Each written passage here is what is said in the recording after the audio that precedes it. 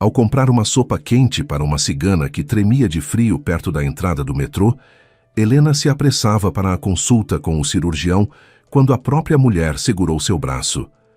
Os dedos eram frios, mas firmes. Os olhos escuros a encaravam com uma intensidade perturbadora. "Espere", disse a cigana com voz rouca e segura. "Sua vida está em perigo. Sua doença é mentira. Seu marido e o médico estão enganando você. Querem levá-la para uma cirurgia e você pode não sair viva." O coração de Helena disparou. Tentou se soltar, incomodada com a abordagem repentina e com o tom sombrio. "Isso é absurdo", respondeu dando um passo atrás. "Não diga bobagens." A cigana se aproximou ainda mais, como se temesse que ela desaparecesse na multidão. "Não vá para essa cirurgia sem verificar. Estão planejando algo contra você. Procure outro médico. Confirme tudo. Sua vida depende disso." Helena conseguiu se desvencilhar e seguiu apressada, irritada, convencida de que aquilo não passava de uma tentativa dramática de assustá-la. Ainda assim, as palavras continuaram ecoando em sua mente. Sua vida está em perigo.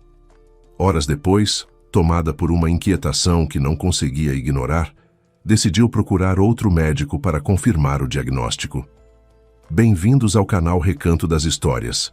Antes de começarmos, escrevam de onde estão nos assistindo. Isso é muito especial para nós. Desejamos uma excelente audição desta história. Helena ajeitou a gola do casaco e empurrou a pesada porta de vidro da clínica particular Medlife. O saguão a recebeu com aroma de café sofisticado e perfume suave de flores frescas. Um grande vaso de lírios brancos enfeitava a recepção. O piso de mármore claro refletia a iluminação discreta. Sofás de couro macio alinhavam-se ao longo das paredes, enquanto uma música clássica suave ecoava por alto-falantes invisíveis. Tudo ali transmitia respeitabilidade e confiança. Aos 52 anos, Helena sabia que era preciso prestar mais atenção ao próprio corpo. Ainda assim, vinha adiando o exame de rotina havia cerca de 3 meses.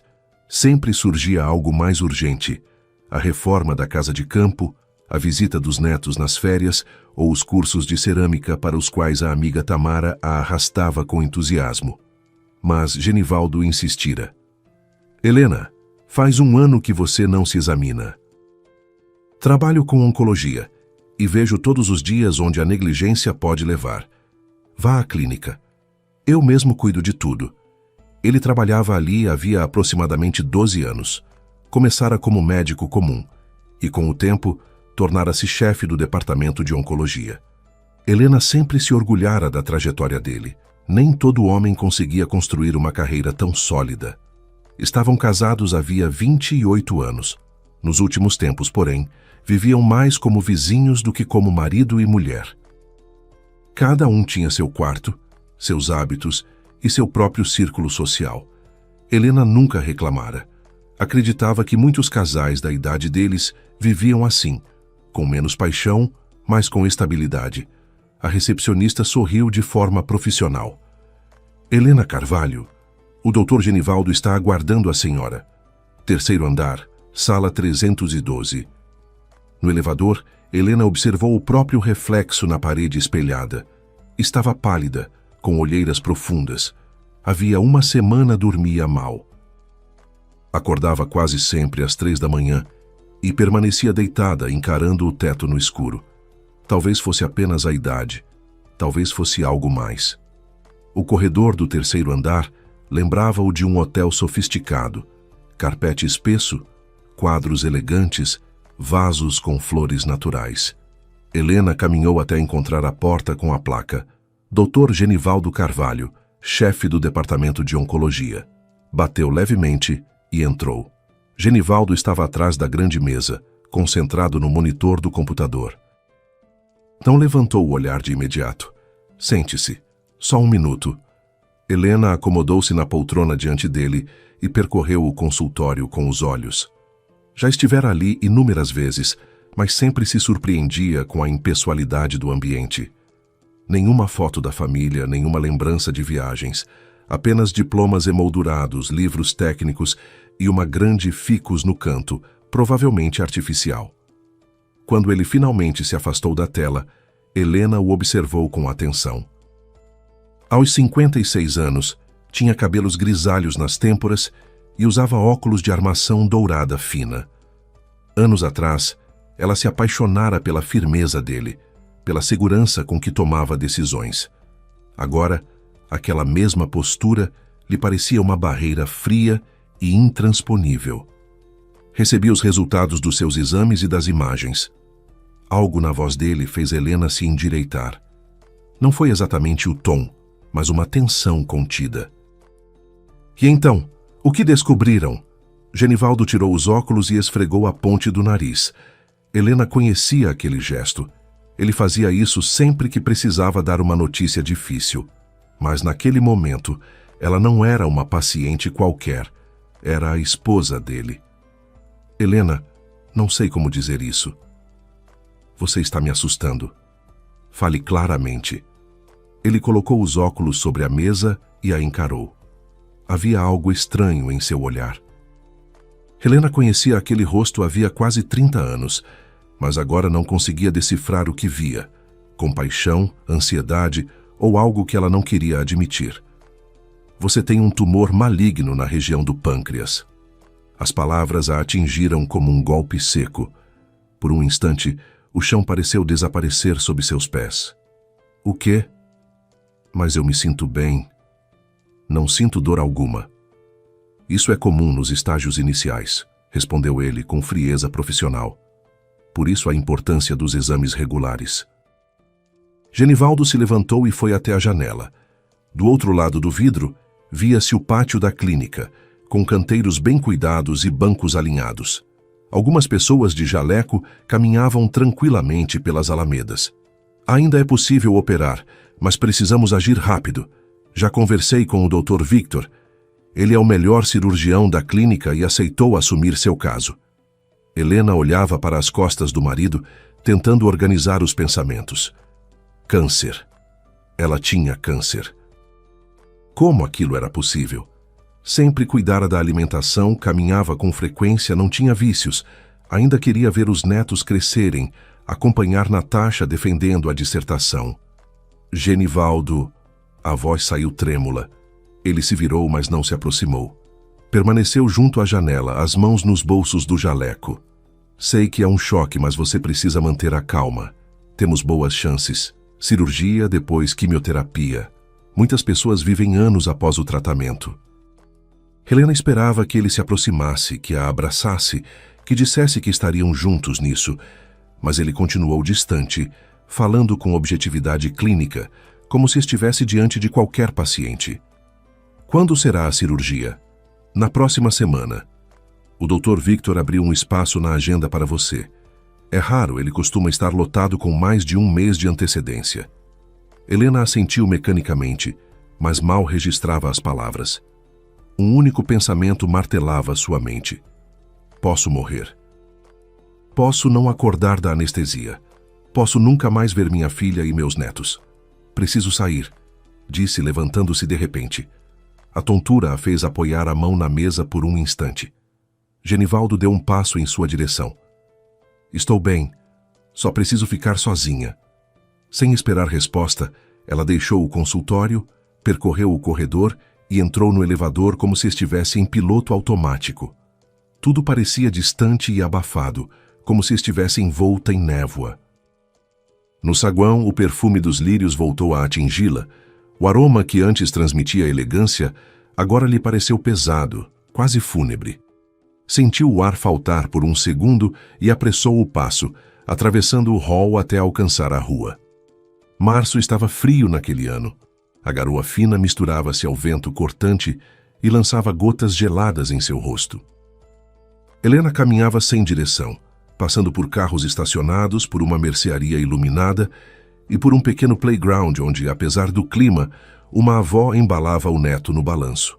Sem perceber, chegou ao parque próximo à clínica, sentou-se num banco úmido e frio e começou a chorar. Não sabia quanto tempo permaneceu ali, minutos ou talvez uma hora. Quando as lágrimas cessaram, restou apenas um vazio profundo. Pegou o celular, ficou alguns segundos olhando para a tela e então encontrou o nome de Tamara nos contatos. A amiga atendeu no segundo toque. Helena, onde você está? Ontem te liguei 3 vezes. Queria te chamar para uma exposição no sábado. Helena respirou fundo. Tamara, eu tenho câncer. Do outro lado da linha, houve silêncio. Depois, a voz veio apressada e preocupada. O quê? Onde você está? Vou agora. Não precisa. Só queria ouvir sua voz. Você está sozinha? Genivaldo está com você? Helena sorriu com amargura.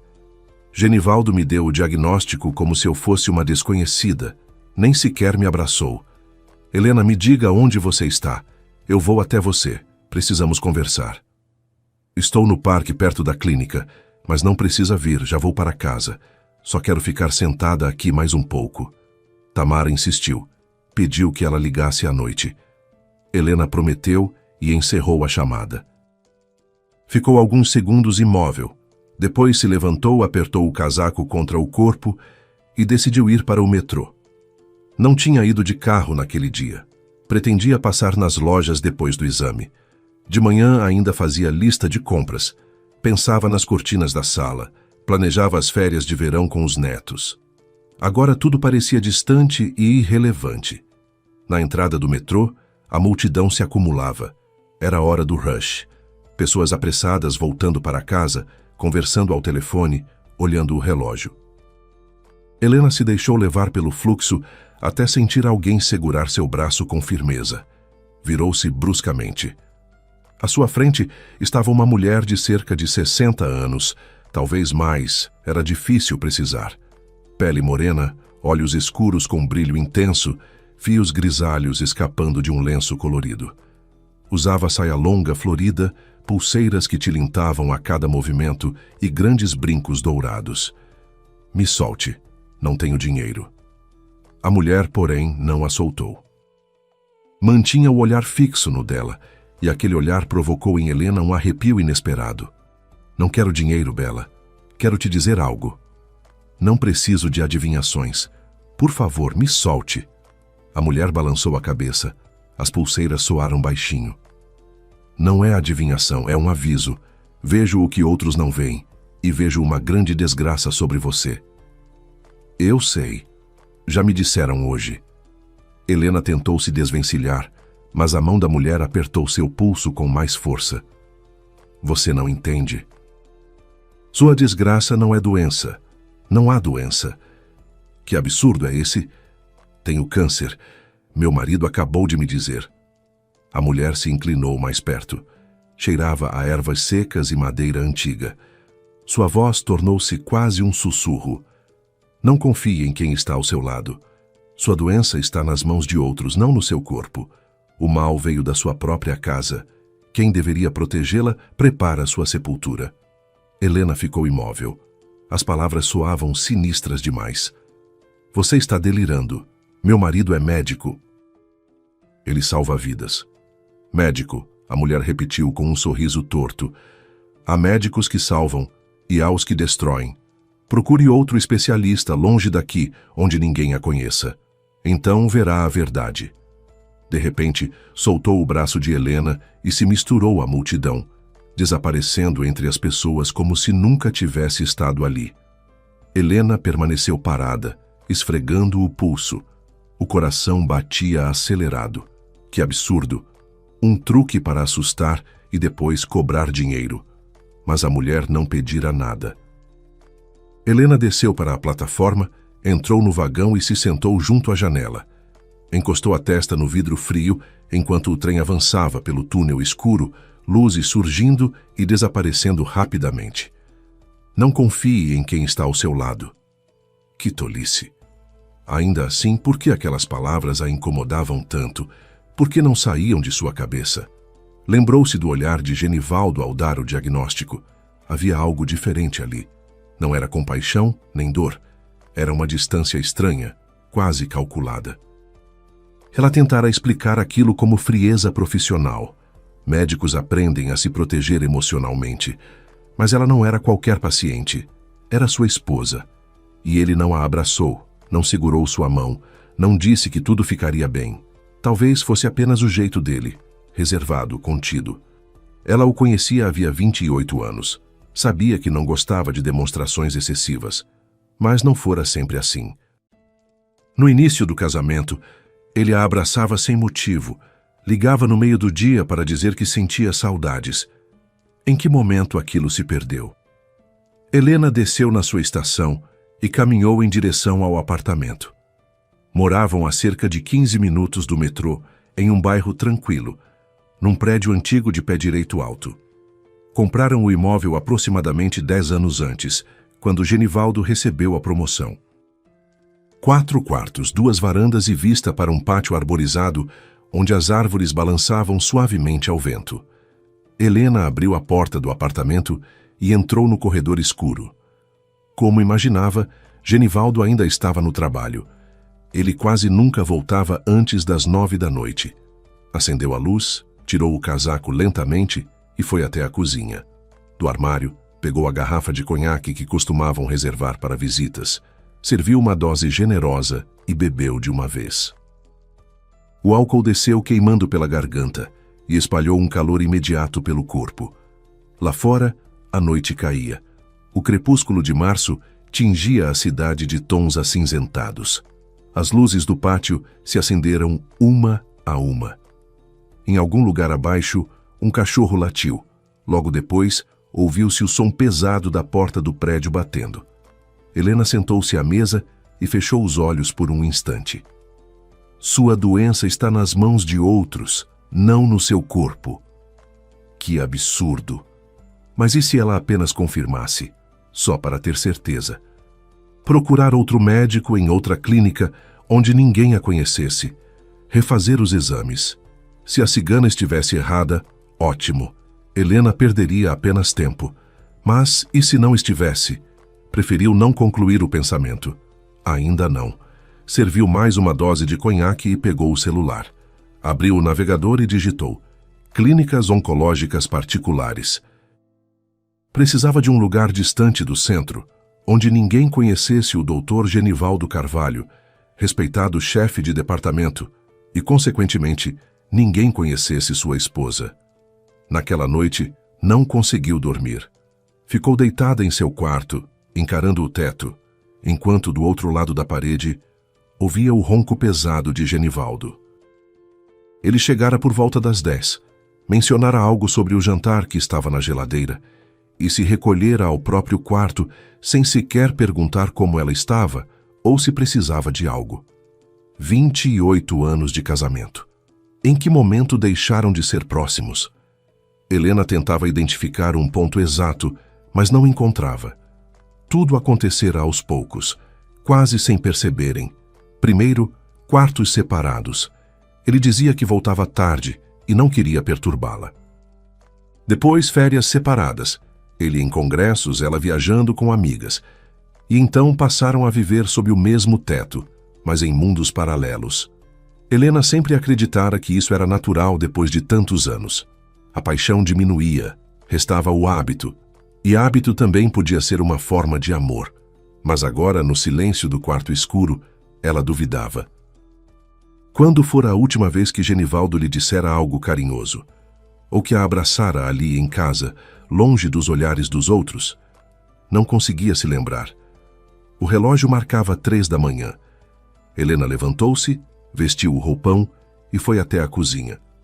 Serviu um copo de água e se sentou perto da janela. O pátio estava vazio. Apenas um poste iluminava o playground. Os balanços se moviam levemente com o vento. As palavras da cigana voltaram à mente. Aquele que deveria proteger está preparando sua sepultura. Era insano. Genivaldo era seu marido, pai de sua filha. Construíram juntos aquela vida, o apartamento, a casa de campo, as economias. Tinham amigos em comum, memórias em comum. Ele não poderia desejar-lhe mal, era impensável. Mas então, por que tanta frieza? Por que, ao dar o diagnóstico, ele falara primeiro da cirurgia e não da esperança? Por que não a abraçou? Helena começou a repassar os últimos meses. O que havia mudado? Cerca de 6 meses antes, Genivaldo passara a chegar cada vez mais tarde. Antes voltava por volta das 7. Agora, raramente antes das 10. Justificava-se com casos complexos, excesso de pacientes, falta de pessoal. Ela aceitava. Por que não aceitar? Também notara que ele estava sempre com o celular nas mãos. Antes o deixava sobre a mesa, ia tomar banho, esquecia-o no sofá. Agora o carregava consigo o tempo todo, e quando chegavam mensagens, virava a tela ou a cobria com a mão. Helena atribuía aquilo ao trabalho. Médicos discutem casos em grupos. Isso era normal. E houve aquela ligação, 2 meses atrás. Ela entrara no quarto enquanto ele falava ao telefone e ouvira apenas um trecho. Sim, tudo está indo conforme o plano. Em breve. Ao perceber sua presença, ele encerrara a chamada imediatamente e dissera que era um colega comentando uma pesquisa. Conforme o plano. Que plano? Helena sacudiu a cabeça. Estava criando fantasias, tentando encaixar coincidências nas palavras de uma desconhecida. Era irracional. Ainda assim, verificar era algo simples. Bastava consultar outro médico. Se o diagnóstico fosse confirmado, ela se tranquilizaria quanto às suspeitas e focaria no tratamento. Se não fosse confirmado, não. Claro que seria confirmado. De onde surgiria um erro desses? Genivaldo era um oncologista experiente. Não confundiria exames. A menos que tivesse feito isso de propósito. Helena levou as mãos à cabeça. Chega. Precisava esperar amanhecer e agir com clareza. Na noite anterior, encontrara na internet uma pequena clínica particular na periferia da cidade, sem qualquer ligação com a MedLife e sem conhecidos em comum. Decidiu que iria até lá na manhã seguinte. Voltou para a cama, mas não conseguiu dormir. Virava de um lado para o outro, mergulhava num sono leve e acordava em seguida. Às 6 da manhã, desistiu de tentar. Levantou-se e tomou banho. Genivaldo saiu para o trabalho às 7h30, como de costume. Passou pela cozinha, onde Helena tomava chá, e disse: "Vou te ligar à tarde. Precisamos conversar sobre os detalhes da hospitalização." Ela apenas assentiu. Ele saiu sem se despedir com um beijo, algo que já não fazia havia muito tempo. Às 9, Helena chamou um táxi. A clínica ficava longe, quase 1h30 de trajeto. No banco traseiro, observava pela janela as ruas cinzentas, as pessoas apressadas seguindo suas rotinas. Todos pareciam viver preocupações comuns, trabalho, filhos, compromissos. E ela estava indo confirmar se o próprio marido poderia estar planejando sua morte. A clínica da saúde ocupava o térreo de um prédio residencial simples, em um bairro comum da periferia, nada de mármore ou café sofisticado. Apenas um pequeno saguão com cadeiras de plástico, cheiro de desinfetante e uma recepção atrás de uma janela de vidro. "Boa tarde. Gostaria de consultar um oncologista." "Documento, por favor." Helena hesitou ao ouvir a palavra. Documento significava sobrenome. Carvalho. E se alguém conhecesse Genivaldo? E se comentasse?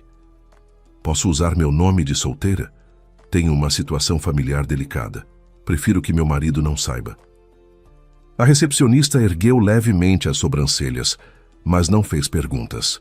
Helena apresentou o documento e informou seu nome de solteira. "Helena Silva. O que atrás aqui?" "Disseram que posso ter um tumor no pâncreas. Quero confirmar com outro especialista. O Dr. Rodrigues pode atendê-la em 40 minutos. Podemos iniciar os exames agora. Os resultados saem em cerca de 2 horas. Também fazemos ultrassom e ressonância hoje, se desejar." Helena desejava. Queria respostas imediatas. As horas seguintes se misturaram em uma sequência de procedimentos. Coleta de sangue, ultrassom abdominal, ressonância magnética. Deitada dentro do aparelho barulhento, Helena fixava o olhar no teto e pensava que, em pouco tempo, tudo estaria esclarecido. Ou a cigana estava completamente errada, e então restaria enfrentar a cirurgia e o tratamento. Ou ela não sabia qual hipótese era mais assustadora. O Dr. Rodrigues era um homem baixo, já idoso, de expressão serena e barba grisalha bem aparada. Convidou Helena a sentar-se, ofereceu-lhe água e abriu os exames na tela do computador. Helena, analisei seus resultados. Ela apertou os braços da poltrona. A expressão dele misturava surpresa e preocupação. A senhora mencionou que recebeu diagnóstico de tumor no pâncreas. Poderia me mostrar os laudos anteriores? Helena retirou da bolsa a pasta entregue por Genivaldo. Ali estavam as imagens da ressonância, os exames laboratoriais e o relatório com carimbo da Medilif e assinatura do marido. Rodrigues analisou cuidadosamente os documentos, comparando-os com as imagens recentes exibidas no monitor. Sua testa se franziu cada vez mais. Onde esses exames foram realizados? Na Medilife, no centro da cidade. E quem deu o diagnóstico? Helena hesitou. Meu marido. Ele é chefe do departamento de oncologia lá. O médico pousou as imagens sobre a mesa. Retirou os óculos e esfregou os olhos antes de falar. Não sei como dizer isso, mas essas imagens não correspondem à senhora. Como assim? Veja, esta é a ressonância que trouxe. Aqui, de fato, há uma neoplasia. E esta é a ressonância feita hoje. Percebe a diferença? Helena encarou a tela, mas não conseguia distinguir detalhes. Para ela, eram apenas manchas em tons de cinza. Eu não entendo dessas coisas. Então vou explicar de forma simples. A anatomia é diferente. A posição dos órgãos, a estrutura das vértebras, são exames de duas pessoas distintas. E os exames realizados hoje mostram um pâncreas completamente saudável. Não há tumor algum. Helena sentiu o ambiente girar ao seu redor. Isso não é possível. Meu marido é oncologista experiente. Ele não confundiria exames. Rodrigues permaneceu em silêncio por alguns segundos, observando-a com compaixão e algo mais difícil de definir. Helena, não conheço sua situação familiar, mas preciso ser claro. Essas imagens não poderiam ter sido trocadas por engano. São completamente diferentes.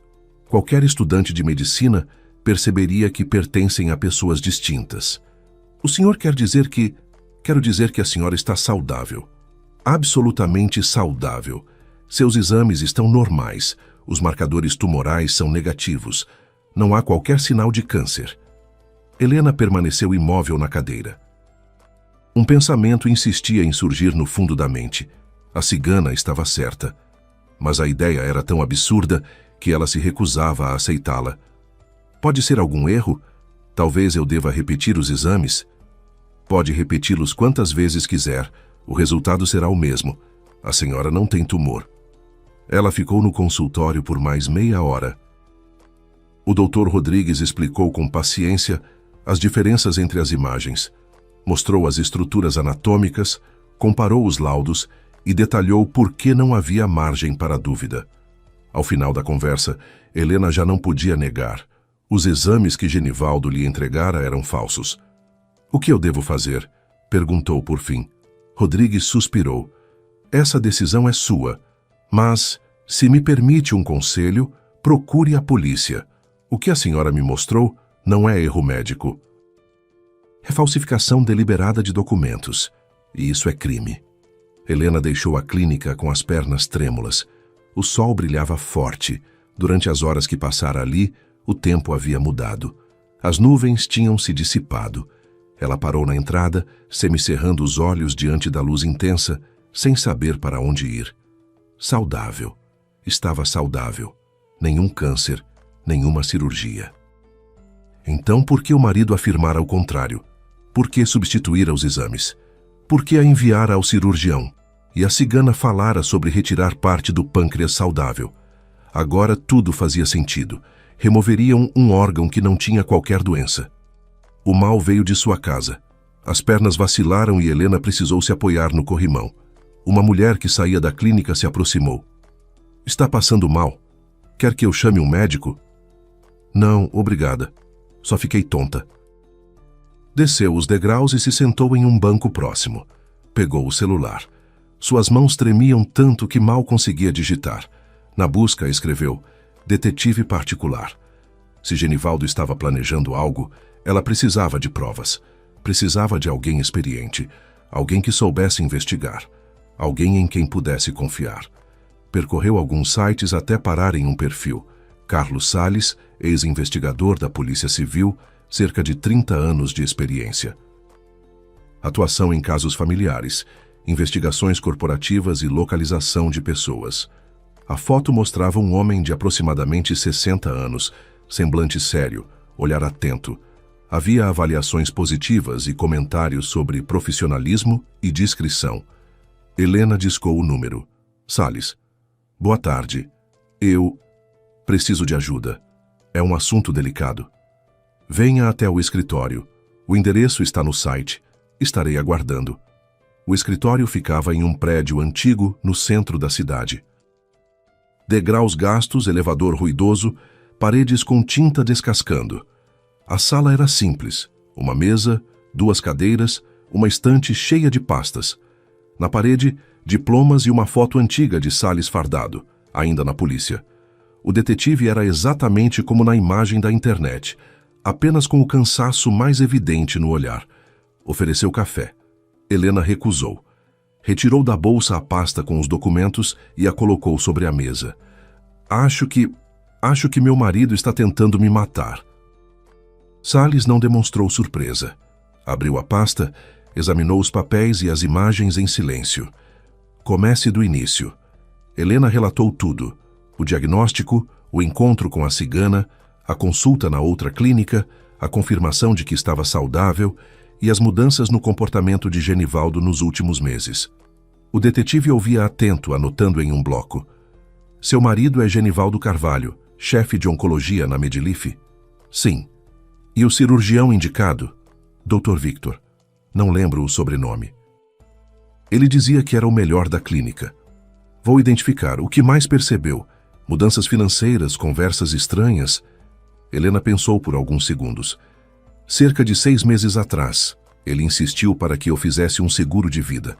Disse que era prudente na nossa idade, que ele também tinha um. Eu não vi problema. De quanto?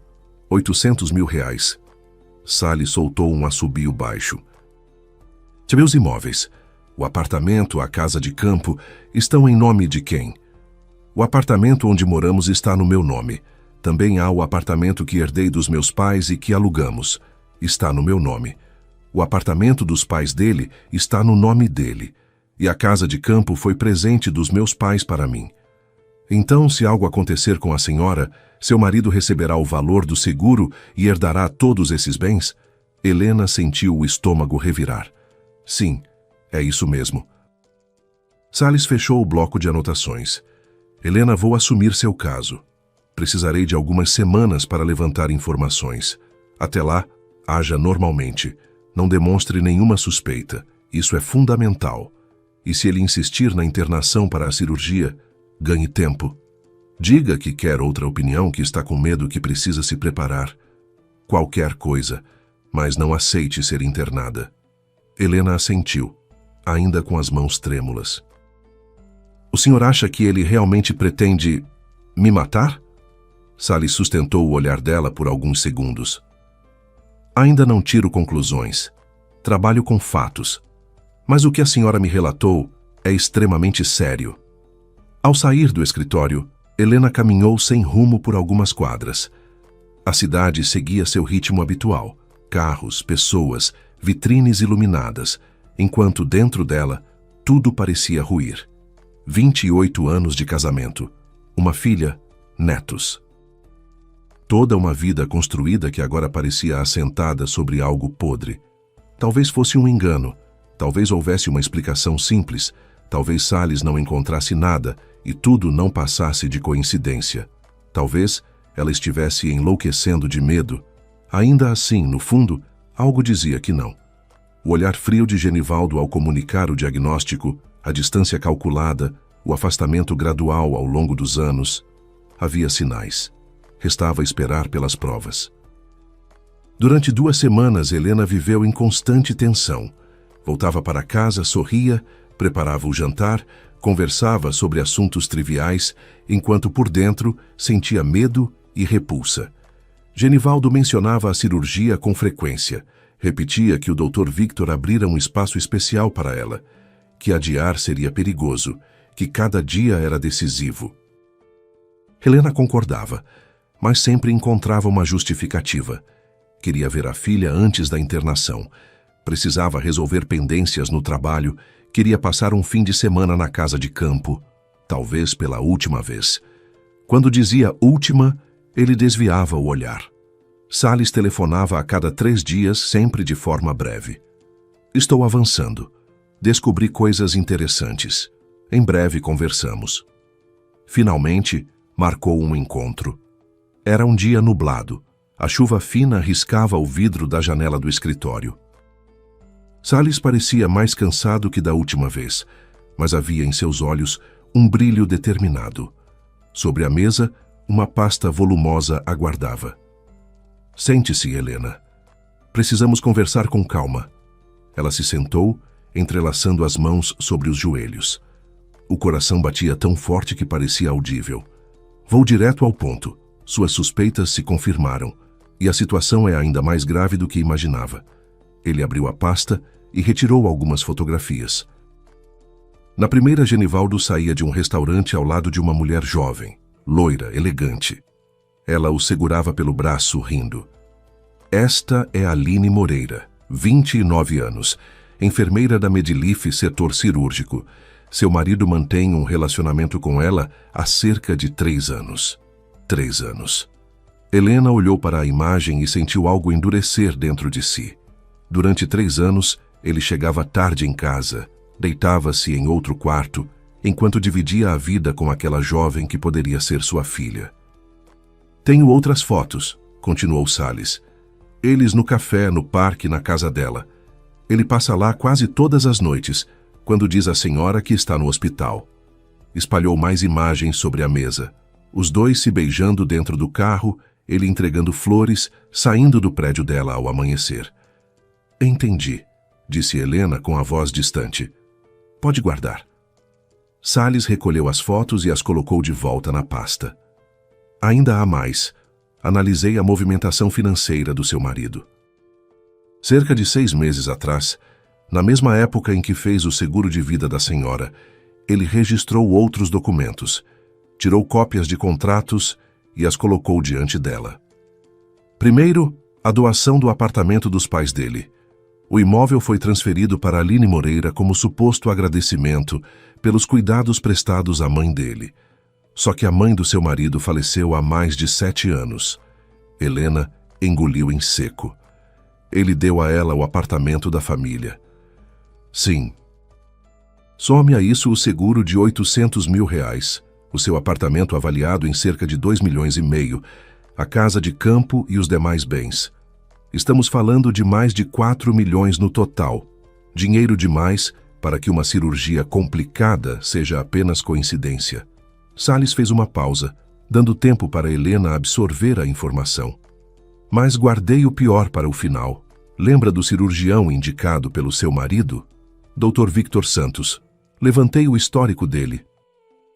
Ele retirou outra pilha de documentos. Nos últimos 5 anos, Santos esteve envolvido em 3 mortes durante cirurgias. Todas as vítimas eram mulheres entre 45 e 60 anos, com patrimônio considerável e seguro de vida. E todas foram encaminhadas a ele pelo Dr. Genivaldo Carvalho. Helena sentiu o estômago revirar. O senhor está dizendo que... Estou dizendo que há um padrão. 3 mortes em 5 anos não são mero azar. Não parecem simples erros médicos. Indicam um esquema.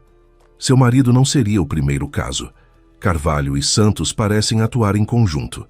Ele falou com firmeza contida. Pelo que apurei, eles se aproximam de homens insatisfeitos com o casamento, mas que não querem enfrentar um divórcio e dividir bens. Num divórcio, metade do patrimônio seria perdida. Já com a morte da esposa durante uma cirurgia, o viúvo herda tudo, além do seguro. Depois parte do valor retorna para Carvalho e Santos, disfarçado como honorários médicos ou doações. Mas como encontram esses homens? Perguntou Helena, quase sem voz. Carvalho circula em ambientes de alto padrão. Eventos médicos, encontros empresariais, círculos influentes. Alguém comenta problemas conjugais. Alguém insinua que gostaria de começar uma nova vida sem escândalo. Ele observa e, no momento certo, apresenta uma solução. A esposa adoece, a cirurgia dá errado, o marido torna-se um viúvo devastado e financeiramente favorecido. Helena sentiu um frio percorrer a espinha. Isso é monstruoso. É um negócio ilegal, cruel e extremamente lucrativo. Salles abriu outra pasta. Investiguei os 3 viúvos anteriores. Em menos de um ano após a morte das esposas, todos fizeram aquisições relevantes: imóveis, carros, viagens. E todos transferiram valores significativos para contas ligadas a Carvalho. Oficialmente como pagamentos médicos ou contribuições beneficentes. Mas os números são claros, entre 300 e 500 mil reais cada um. Helena lembrou-se de quantas vezes Genivaldo chegara em casa abatido, dizendo que perdera uma paciente apesar de todos os esforços. Ela o consolava, acreditando em sua dedicação. Agora compreendia que talvez estivesse calculando lucros enquanto falava em fracasso. Tenho os nomes dessas mulheres, continuou Salles. A primeira foi Lúcia dos Santos, 54 anos. Morreu há cerca de 4 anos durante cirurgia para a retirada de um suposto tumor no estômago. O marido, dono de uma rede de oficinas, comprou um apartamento no litoral 6 meses depois e se casou com uma mulher bem mais jovem. Transferiu 400 mil reais para uma conta vinculada a Carvalho. Meu Deus, murmurou Helena. A segunda foi Natália Pereira, 47 anos, diagnóstico de tumor no pâncreas. Complicações cirúrgicas. O marido herdou a parte dela em um negócio familiar que ela própria criara e vendeu por 2 milhões. 300 mil foram pagos como consultas especializadas. E a terceira foi Olga Silva, 51 anos. Caso de câncer de pulmão com metástases. Cirurgia considerada de alto risco. O marido era diretor de uma construtora. Consegui localizar a irmã dela, que me contou algo relevante. Salles pegou um gravador e apertou o play. Uma voz feminina, carregada de dor, ecoou na sala. Olga era saudável. Nunca fumou, praticava exercícios, fazia exames todo ano. De repente disseram que era câncer avançado e precisava operar com urgência. Eu implorei para que buscasse outra opinião, mas ela confiava no Dr. Carvalho. O marido apressava tudo, dizia que cada dia era decisivo. Depois afirmaram que o coração não resistiu à anestesia. E ele nem chorou no funeral, ficou olhando o relógio o tempo todo. A gravação terminou. Salles desligou o aparelho e o guardou em silêncio. A irmã dela tentou processar, mas não conseguiu nada, continuou Salles. Não havia provas, documentação aparentemente regular, assinaturas corretas, laudos bem elaborados. O marido fazia o papel de viúvo devastado. Os médicos alegavam que, em oncologia, o desfecho é imprevisível. Complicações acontecem. E, 3 meses depois, o viúvo já morava com a amante no apartamento da esposa falecida. Helena se encolheu na cadeira, abraçando os próprios braços como se sentisse frio. 3 mulheres, 3 vidas destruídas por dinheiro, e ela poderia ter sido a 4ª. O que devo fazer, seu Carlos? Ir à polícia com tudo isso? Mas o senhor mesmo disse que não há provas suficientes. A irmã daquela mulher tentou e não conseguiu nada. Salles inclinou-se levemente para a frente. Ela não tinha o que temos agora. Não tinha uma vítima viva capaz de testemunhar. Além disso, por meio de contatos nos órgãos competentes, obtive informações preliminares sobre comunicações frequentes entre seu marido e o cirurgião. Ainda não são provas definitivas, mas indicam coordenação. Para avançarmos, precisamos de evidências sólidas, obtidas de forma legal. Helena respirou fundo. O que precisa ser feito? Já marquei uma reunião com uma delegada que atua em casos desse tipo. Chama-se Marina Costa. É experiente e demonstrou grande interesse quando mencionei seu caso. Por quê? Porque há cerca de 6 meses, a irmã de Olga Silva procurou justamente essa delegada. O inquérito foi arquivado por falta de provas, mas Marina nunca se convenceu totalmente. Ela suspeitava de algo maior. Agora, com seu depoimento e as informações reunidas, existe a possibilidade real de reabrir tudo. Quando será o encontro? Amanhã, às 10 da manhã. Eu a acompanho. Ao sair do escritório, Helena permaneceu alguns minutos sob a garoa fina. As gotas escorriam pelo rosto e se misturavam às lágrimas. Pessoas passavam apressadas, indiferentes. 3 mulheres haviam morrido. Ela quase fora a 4ª. Poderia ter se deitado na mesa de cirurgia, confiado no marido e nunca mais despertado. À noite, em casa, observava Genivaldo como se fosse um estranho. Ele estava na poltrona, lendo algo no tablet, bebendo chá em sua caneca com a inscrição Melhor Médico. Melhor médico para quem? Helena, você está pálida. Não está se sentindo bem? Perguntou ele com naturalidade. Ela se conteve. Está tudo normal, só um pouco cansada. Pensou na cirurgia? O Dr. Victor perguntou quando pode contar com você. Pensei. Podemos marcar para a próxima semana. Só preciso resolver algumas coisas antes. Genivaldo sorriu, aparentemente satisfeito. Ótimo. Quanto antes operarmos, melhor o prognóstico. Helena virou o rosto para que ele não percebesse a repulsa que sentia. Claro, Genivaldo. Eu entendo. No dia seguinte, sentada diante da delegada Marina Costa, contou toda a história novamente. Marina ouviu atenta, anotando detalhes, interrompendo apenas para esclarecer pontos específicos. Era uma mulher de cerca de 45 anos, postura firme, olhar atento e profissional. Helena, o material reunido pelo Sr. Salles é valioso, mas ainda insuficiente para uma acusação formal. Precisamos que seu marido e o Dr. Santos se comprometam por conta própria. Idealmente em uma conversa registrada com autorização judicial. Como conseguir isso? Marina trocou um olhar com Salles antes de responder. Temos um plano, mas ele exigirá coragem da sua parte. Estou disposta. Então ouça com atenção. O plano era arriscado, mas estrategicamente coerente.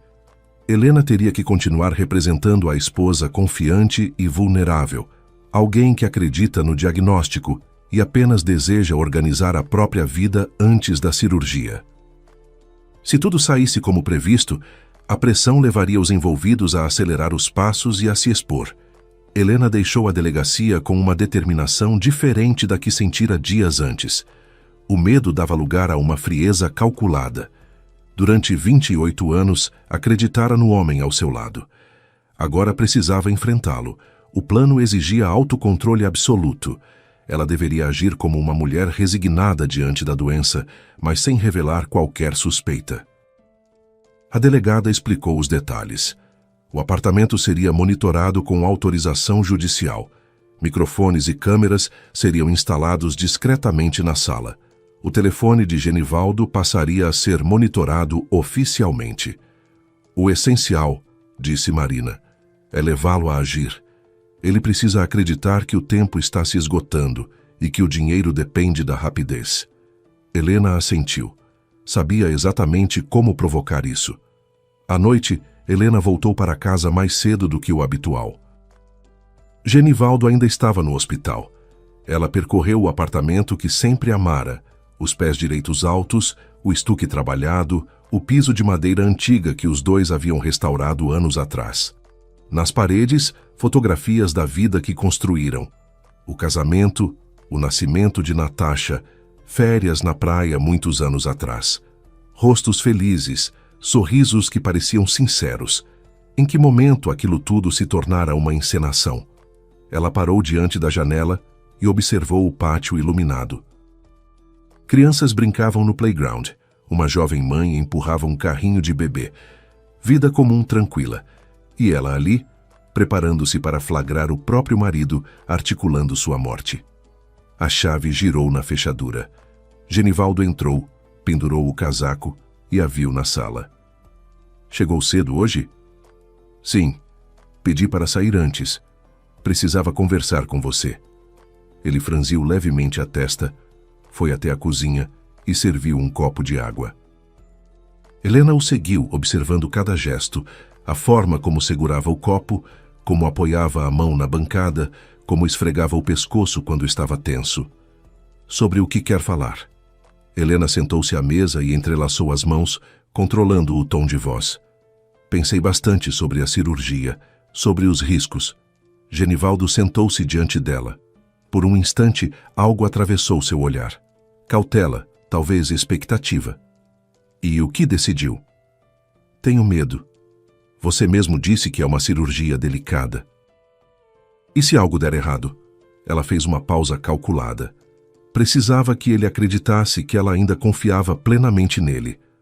Quero fazer algo significativo enquanto ainda posso. O que quer dizer? Quero doar meus bens, o apartamento, a casa de campo e minhas economias, para uma instituição beneficente. Conheci a Casa da Esperança, que acolhe crianças gravemente doentes. Gostaria de transferir tudo para eles antes da cirurgia. A mudança no rosto de Genivaldo foi sutil, mas perceptível. Os lábios se comprimiram, a mandíbula se tensionou. Helena, isso é generoso, mas não precisa agir por impulso. A cirurgia vai dar certo. Você vai se recuperar e poderá decidir com calma. E se não der certo? Ela sustentou o olhar dele até que ele fosse o primeiro a desviar. Não fale assim. O Dr. Victor é experiente. Eu sei dos riscos, Genivaldo. Sou adulta. Quero organizar tudo antes da internação. Amanhã mesmo vou ao cartório para saber como formalizar a doação. Amanhã? Ele se levantou. Tão rápido assim? Por que esperar? A cirurgia é na próxima semana. Quero estar tranquila.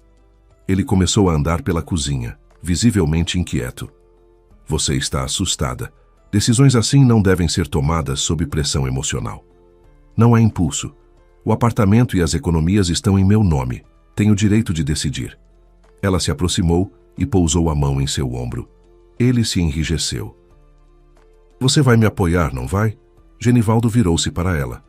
O rosto estava pálido e havia algo próximo do pânico em seus olhos. Claro que apoio. Sempre estive ao seu lado. Ele a abraçou. Um gesto raro nos últimos meses. Helena permaneceu imóvel nos braços dele, sentindo o perfume familiar, enquanto pensava que aquele homem planejara sua morte. Quanto tempo levaria para ele reagir? A resposta veio menos de 20 minutos depois. Genivaldo disse que precisava resolver algo do hospital e se trancou no escritório. Helena ficou na cozinha, fingindo lavar a louça, mas contava cada segundo. Do lado de fora, em um veículo discreto estacionado na rua, a equipe autorizada pela justiça monitorava a linha telefônica. Mais tarde, na delegacia, Helena ouviu a gravação. A voz de Genivaldo estava apressada, tensa. Victor, temos um problema. Urgente. O que houve? Helena quer doar o apartamento e as economias para a caridade. Disse que amanhã vai ao cartório. Houve um breve silêncio. Em seguida, a voz de Santos, contida e irritada. Droga. Por que ela resolveu isso agora? Ela diz que quer fazer uma boa ação antes da cirurgia, caso algo dê errado. Estamos falando de quase 3 milhões destinados a um lar infantil. Então, precisamos acelerar, respondeu Santos, sem hesitar. Quando há uma brecha na agenda? Amanhã e depois estão completamente cheios. Talvez quinta-feira. Quinta já é tarde demais. Até lá ela pode formalizar a doação. Tem que ser antes, amanhã. Como amanhã? Não posso cancelar cirurgias agendadas. Isso levantaria suspeitas. Então encaixe à noite. Diga que surgiu uma vaga urgente, que houve alteração nos exames. Invente uma piora. Afirme que é arriscado esperar. Nova pausa. A voz de Genivaldo soou mais baixa.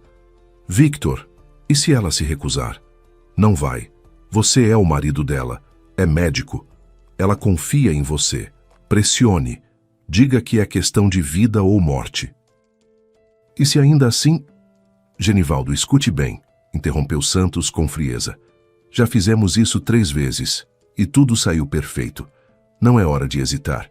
Se você recuar agora, nós 2 estaremos perdidos. Não só por causa da Helena, mas por causa das outras 3. Lúcia, Natália, Olga. Se um caso vier à tona, os outros também virão. Então se controle e faça o que precisa ser feito. Houve silêncio. Depois, a voz de Genivaldo abafada. Está bem, vou falar com ela hoje. Tentarei convencê-la a se internar amanhã. Ótimo, deixo tudo preparado. À noite ela estará na mesa de cirurgia. E de manhã? De manhã você será um viúvo rico. Não fale assim.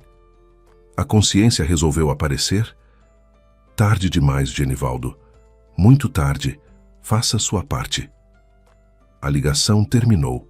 Na delegacia, Marina desligou a gravação e olhou para Helena. É o suficiente. Temos planejamento explícito, menção às vítimas anteriores. Vamos agir hoje mesmo. Helena permaneceu em silêncio. As palavras ainda ecoavam. De manhã você será viúvo. Ditas com a mesma naturalidade de quem comenta a previsão do tempo. Quando? Daqui a 1 hora. A equipe já está posicionada. Santos será detido na clínica e seu marido em casa. É melhor a senhora permanecer aqui até tudo terminar. Helena balançou a cabeça. Não, quero estar lá. Quero olhar nos olhos dele quando colocarem as algemas. Marina a observou por alguns segundos, depois concordou. Fique ao lado, não interfira e não diga nada, combinado? A operação começou às 9 da noite. Helena ficou na entrada do prédio, envolta no casaco, enquanto viaturas discretas paravam e agentes desciam rapidamente. Marina coordenava pelo rádio. Subiram até o 5º andar e tocaram a campainha. Genivaldo abriu a porta de roupão segurando uma xícara de chá. O que significa isso? Genivaldo Carvalho? O senhor está detido por suspeita de tentativa de homicídio e associação criminosa. A xícara caiu no chão, estilhaçando-se no piso. O chá se espalhou pela madeira. Ele empalideceu e, ao erguer o olhar, viu Helena atrás dos policiais.